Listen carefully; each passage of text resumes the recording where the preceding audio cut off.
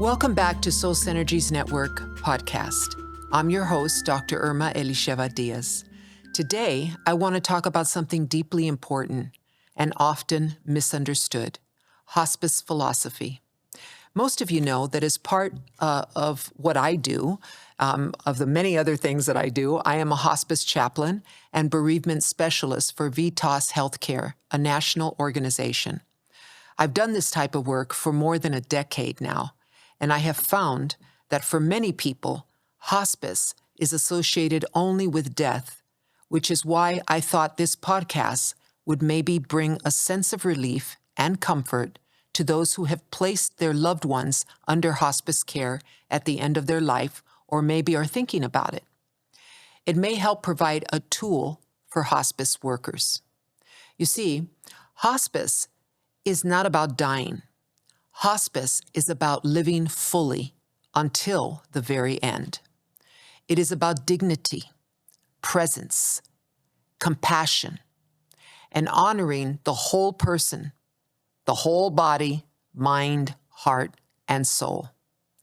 Whether you are a hospice professional, a caregiver, or someone simply wanting to understand what hospice truly is, this conversation is for you. Let's begin by clearing up a few misconceptions. What hospice is and what it is not. Hospice is not giving up. Hospice is not abandoning care. Hospice is not about hastening death.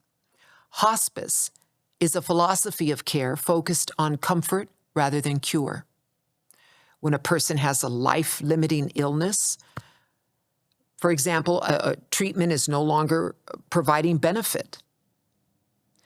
Rather than to allow a person to continue with the discomfort of what clearly is no longer working, hospice may be the next step. The shift is not from care to no care. It is from curative care to comfort-centered care. Hospice asks a different question. How do we help this person live with the greatest quality, the greatest comfort and meaning for the time that remains? The heart of hospice philosophy is also many times misunderstood. At its very core, hospice philosophy rests on a few sacred principles. Number one, the person comes first. Not the diagnosis, not the chart, not the prognosis. It is all about the person, their story, their values, their relationships, their fears, their faith, and in some cases, their doubts. Hospice sees the patient as a whole human being, not a medical problem to solve. Number two, comfort is a form of care. Pain management, symptom relief, emotional support, spiritual care. Comfort is not passive. It is intentional, skilled, and it is very, very compassionate. Comfort allows people to rest, families to rest, patients to rest, to connect, to say what needs to be said, and to be who they are without suffering taking over. Then there's number three. Family is the unit of care, the priority for the patient. Hospice does not care only for the patient. Hospice cares for spouses, for children, for caregivers, for loved ones, and for those who grieve before and after the loss. Hospice understands that illness affects an entire system, not just one body. Number four, death is a part of life. It's not a failure. Hospice does not see death as a medical failure. It sees death as a natural part of the human journey. That doesn't make it easy. and I'm not trying to imply that. It doesn't make it painless, but it allows death to be approached with honesty, with dignity, and with compassion. So let's look at the interdisciplinary team at a hospice. There's a care team in this community, a team that cares for you and cares for your family. One of the most beautiful aspects of hospice philosophy is the team approach.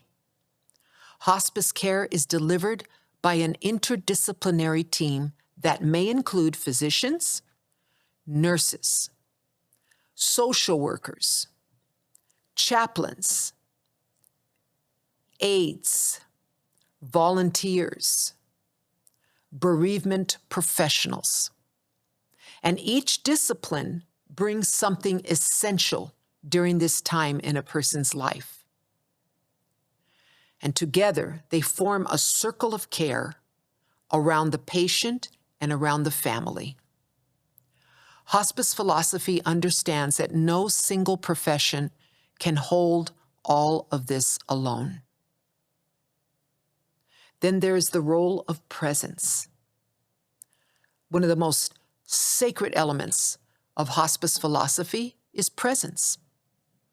Often, hospice workers cannot fix what is happening. They cannot reverse illness. Only God can do that. They cannot take away loss. But they can be there. And presence matters.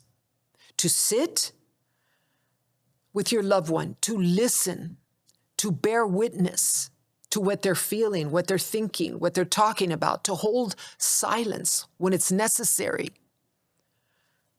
To say to them, you're not alone. It means the world. Hospice philosophy teaches us that being with someone is presence. And that presence is sometimes the greatest care we can offer. So let's look at why hospice is often misunderstood.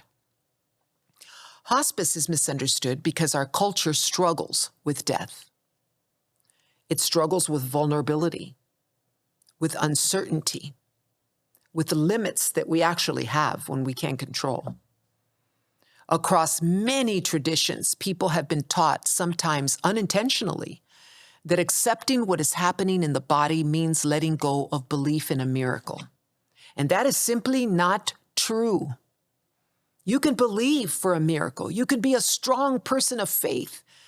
You can pray every day and believe for that miracle, but at the same time, simultaneously, you're here on earth and you want your loved one to feel peace. You want them to be cared for. You want them to know that you are with them and that they are getting the best care in the world. This can lead to feelings of guilt sometimes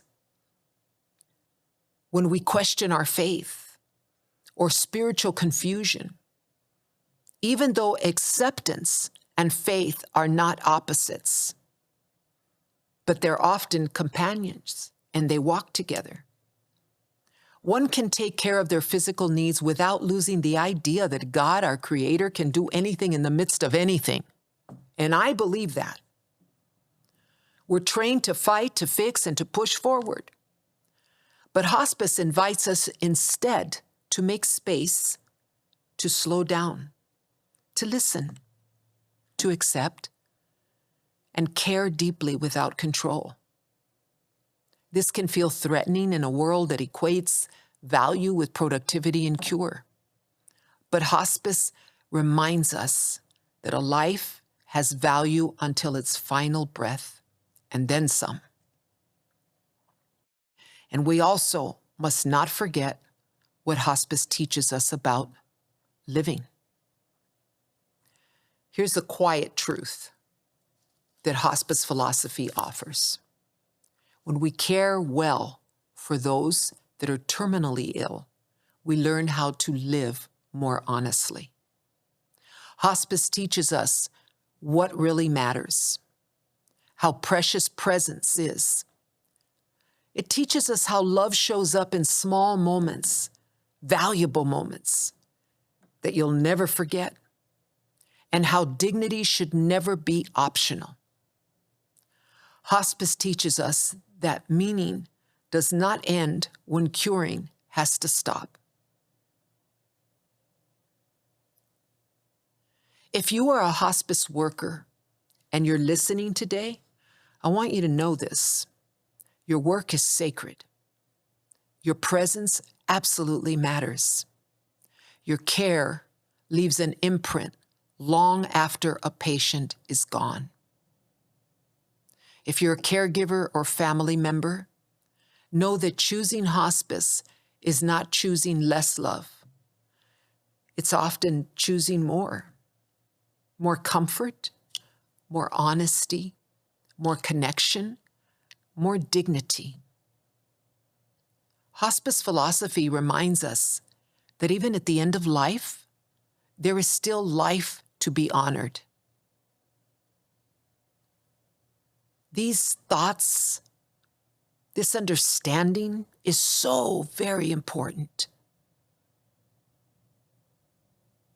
As I close, I thank you for joining me today on Soul Synergy Network podcast. If this episode helped deepen your understanding of hospice care, please share it with someone who may need clarity. They may need comfort. They may need reassurance. And remember, care does not end when curing stops. Sometimes that's when it truly begins. As I mentioned in the beginning of this podcast, amongst the many other things I'm involved in, I have been a hospice chaplain and bereavement specialist for over a decade. And I bring you this podcast because I have experienced it in my work. And as I placed my parents in hospice care at the end of their life, it really, really meant the world to me to know that I understood the philosophy. And you struggle even when you understand it. Because you're human. They're human. We're all human. We do the best that we possibly can. I pray it is well with you and your families. And remember, we are here to help you. Soul Synergy Network signing off. Until we meet again, God bless you.